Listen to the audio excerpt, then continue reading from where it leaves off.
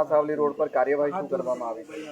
ગઈકાલે સમાસાવલી રોડ પર લિલેરિયા બેન્કેટ આવેલું છે, જેની સામે એક થાર ગાડીનો ચાલક જેનું નામ છે દીપક ઉર્ફે દીપો સોમાભાઈ મકવાણા, એણે ત્યાં બે બાઇક ચાલકને ટક્કર મારેલી હતી, જેના કારણે સ્થળ ઉપર જ એક બાઇક ચાલક જેનું નામ છે મુકેશ પાસિંગભાઈ પરમાર, એને માથામાં ઈજા થઈ છે અને બીજા એક વ્યક્તિ છે જે મુકેશ કલાભાઈ ડામોર, એમનું મૃત્યુ થયેલું છે. આ જે આરોપી છે એ 34 વર્ષની ઉંમર છે અને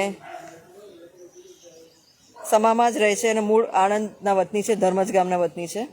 એણે ગઈકાલે હિટ એન્ડ રન કરી અને ભાગેલ હતો, જે અનુસંધાને અલગ અલગ ટીમો બનાવીને અટક કરવા માટે કાર્યવાહી કરવામાં આવેલી હતી. અને રાત્રે એ જ્યારે આ બનાવ બન્યો ત્યારે પોતાની થાર ગાડી સ્થળ પર જ મૂકી અને ભાગી ગયેલ હતા. અને અમારી ટીમે અલગ અલગ જગ્યાએ અને ટેકનિકલ સોર્સથી એને અટક કરેલો છે, જે અહીંયાથી ભાગી અને એ દેણા ચોકડી પાસે ક્રિસ વિલા હોટલ છે એમાં રાતે જતા રહેલ હતો આરોપી, અને ત્યાંથી એને પોલીસે અટક કરેલો છે. આરોપી 10 ધોરણ સુધી ભણેલો છે અને એનું ખાનગી બેન્કોમાં લોનના હપ્તા જ રિકવર કરવાનું છે એની કામગીરી કરે છે.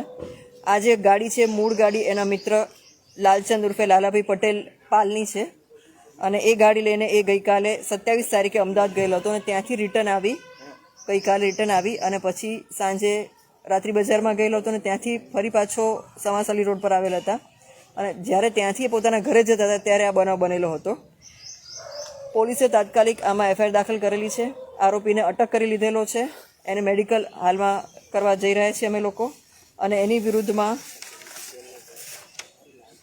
બીએનએસ કલમ 281, 125A, 125B, 105, 106 તથા એમબી એક્ટની કલમો મુજબ ગુનો દાખલ કરવામાં આવેલો છે. આરોપી અગાઉ પણ ગુનાહિત ઇતિહાસ ધરાવે છે. સિટી પોલીસ સ્ટેશનમાં ખૂનનો ગુનો એટલે 302 મુજબ પણ એને અટક કરવામાં આવેલો છે. તેમજ ફતેગંજ પોલીસ સ્ટેશનમાં મારામારીના કેસમાં એને અટક કરવામાં આવેલો છે. પ્રોહિબિશનના કેસમાં અટક કરવામાં આવેલો છે. હમણાં જ રિસન્ટલી 4-6 મહિના પહેલાં સમા પોલીસ સ્ટેશનમાં પણ મારામારીનો ગુનો એને અટક કરવામાં આવેલો છે. એમ એનો ગુનાહિત ઇતિહાસ પણ ઘણો બધો છે આરોપીનો. અને અમે લોકો હાલમાં એનું આ અટક કરી અને ત્યારબાદ એનું લાયસન્સ કેન્સલ કરવા માટે પણ કાર્યવાહી કરવાના છીએ. નશાની હાલતમાં તો એ શું હતું રાત્રે? એ અત્યારે મેડિકલમાં અમે લઈ જઈ રહ્યા છીએ અને મેડિકલમાં અમને ખબર પડશે. જો એ નીકળશે તો એને પણ કલમનો ઉમેરો કરવામાં આવશે. આ પ્રકારની મારામારીની વારંવાર ઘટનાઓ આ ગુનેગાર કરતો હોય છે. સંપૂર્ણપણે આવા ગુનેગારોને ડામી દેવા માટે હવે કયા પ્રકારની કાર્યવાહી કરવામાં આવશે? હવે સખત કાર્ય કરવામાં આવશે અને અટકાયતી પગલાં એની વિરુદ્ધમાં જે સખતમાં સખત પગલાં લઈ શકે એ પગલાં લેવામાં આવશે. કોઈ મિત્રો સાથે હતા એમની? ફૂટેજમાં અમને અત્યાર સુધી કોઈ એવા મિત્રો મળ્યા નથી. નજરે જોનાર જે છે એમના કહેવું એવું હતું કે એક જ વ્યક્તિ હતો, છતાં પણ અમારી તપાસ હજી ચાલુ છે અને કોઈ અમને જણાશે તો એને પણ અમે અટક કરીશું. ગાડીમાંથી કોઈ વાંધાજનક મળી આવ્યું એવું કંઈ?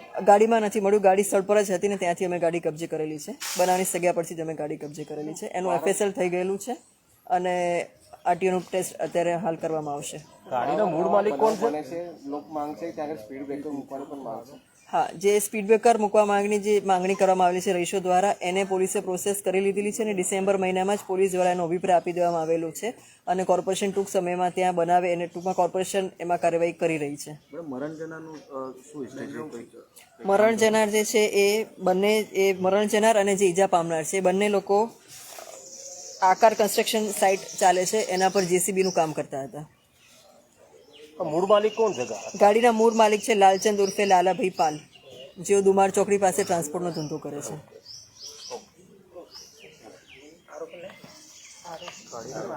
આરોપી લાવે